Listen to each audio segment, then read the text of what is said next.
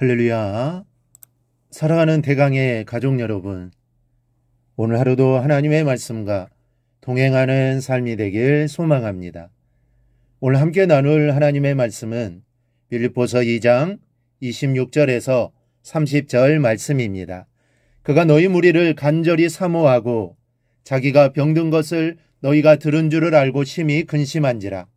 그가 병들어 죽게 되었으나 하나님이 그를 긍휼히 여기셨고 그뿐 아니라 또 나를 긍휼히 여기사 내 근심 위에 근심을 면하게 하셨느니라. 그러므로 내가 더욱 급히 그를 보낸 것은 너희로 그를 다시 보고 기뻐하게 하며 내 근심도 덜려 함이니라. 이러므로 너희가 주 안에서 모든 기쁨으로 그를 영접하고 또 이와 같은 자들을 존귀히 여기라. 그가 그리스도의 일을 위하여 죽기에 이르러도 자기 목숨을 돌보지 아니한 것은 나를 섬기는 너희의 일에 부족함을 채우려 함이니라. 아멘. 이 본문의 상황을 설명하면 이렇습니다. 이 바울은 디모데를 빌립보 교회로 보내기로 마음을 먹지만 23절에 내일이 어떻게 되는지를 보고 난 후에 보내겠다고 보내는 시기를 미루어 놓았습니다. 이 바울은 재판을 앞두고 있는 죄수였습니다. 여기서 내일이란 바로 재판에 관한 일을 말하는 것입니다. 바울의 재판의 결과는 바울뿐 아니라 바울을 사랑하는 모든 사람들에게 중요합니다. 그래서 바울은 재판이 있은 후에 디모데가 그 결과를 가지고 빌립보 교회로 가기를 바랬던 겁니다. 그래서 에바브로디도를 먼저 보냅니다. 에바브로디도는 원래 빌립보 교회를 섬기던 사람이었는데 바울이 투옥되자 바울을 걱정하는 빌립보 성도들이 바울을 섬기게 하려고 헌금과 함께 보낸 사람입니다. 그런데 바울을 건사해야 할 에바브로디도가 오히려 병이 들고 말았습니다. 생사가 오고 하는 심각한 병입니다. 그러니 에바브로디도를 보낸 것이 오히려 빌립보 교회로서는 더 큰 근심을 떠안게 된 결과가 되고 말았던 겁니다. 그런데 기적이 일어났습니다. 하나님께서 에바브로디도를 일으켜 주신 겁니다.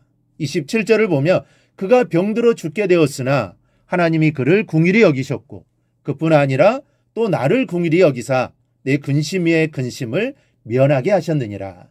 에바브로디도의 병이 나은 것입니다. 그래서 바울은 걱정하는 빌립보 교회의 건강을 되찾은 에바브로디도를 보내주어서 더 이상 근심하지 않게 하기 위해 디모데보다 먼저 보낸 겁니다. 오늘 본문에는 근심이라는 말을 참 많이 나옵니다. 빌립보 교회는 옥에 갇힌 바울을 걱정하다가 또 죽을 병에 걸린 에바브로디도 때문에 걱정합니다. 또 바울은 에바브로디도에 대한 걱정에 그리고 에바브로디도를 걱정하는 빌립보 성도들 때문에 근심합니다. 그것뿐입니까? 에바브로디도는 바울과 빌립보 성도들이 자신 때문에 걱정하고 있는 것 때문에 또 근심합니다. 그런데 이 근심들이 에바브로디도에게 하나님의 능력이 임하게 하는 그릇이 되었던 겁니다. 근심도 여러분 다 같지를 않습니다. 사람을 죽이는 근심이 있고 살리는 근심이 있습니다. 하나님의 능력을 잃게 되는 근심이 있고 하나님의 능력이 갑절로 임하게 하는 근심도 있습니다. 그래서 이 고린도후서 7장 10절에서 바울은 하나님의 뜻대로 하는 근심은 후회할 것이 없는 구원에 이르는 하는 회개를 이루는 것이요 세상 근심은 사망을 이루는 것이니라. 그런데 본문의 근심은 사망을 이루는 근심이 아닙니다. 하나님의 능력이 임하는 근심이었습니다. 그렇다면 능력이 임하는 근심은 어떤 것입니까? 간단하게 살펴보면 먼저 교회를 사모하는 근심이었습니다. 이 바울이나 에바브로디도의 근심은 오직 교회를 생각하는 근심이었습니다. 바울은 자신의 옥중 생활은 안중에도 없었습니다. 오로지 빌립보 교회가 어떻게 하면 바로 서가며 하나님의 뜻을 이루는 교회가 될 것인가 사도 바울은 여기에만 근심했습니다. 에바브로디도의 질병을 걱정하는 것도 자신을 위해 사람을 보냈는데 오히려 더 큰 병이 든 것을 인해 빌립보 성도들의 실망이 되지 않을까를 걱정한 것입니다. 에바브로도 역시 떠나온 빌립보 교회가 잘 성장하고 있는지 교인들이 잘 있는지가 자신의 죽을 병보다 더 큰 관심사였습니다. 26절입니다.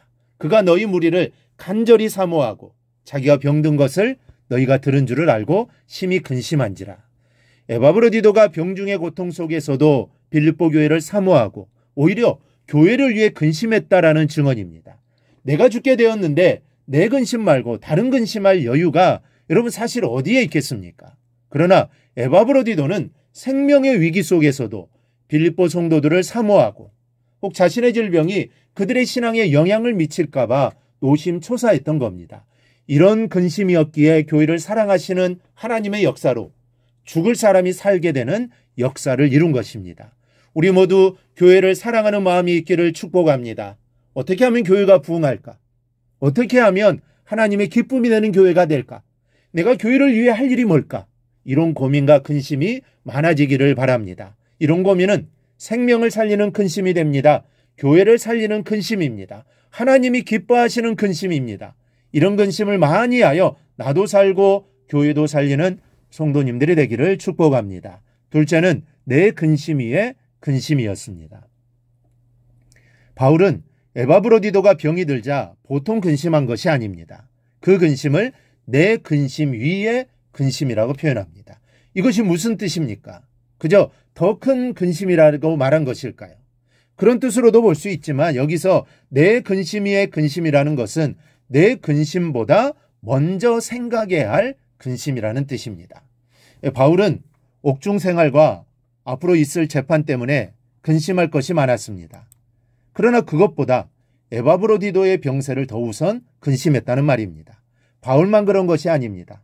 에바브로디도도 또 자신의 병세보다 빌립보 교회가 자기 때문에 걱정할 것을 먼저 근심했습니다.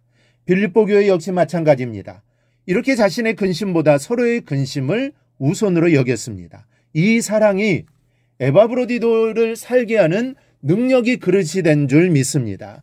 여러분, 사망을 이루는 세상 근심은 던져버리십시오. 그 대신 하나님의 능력을 담아내는 근심을 하는 사랑의 사도가 되십시오.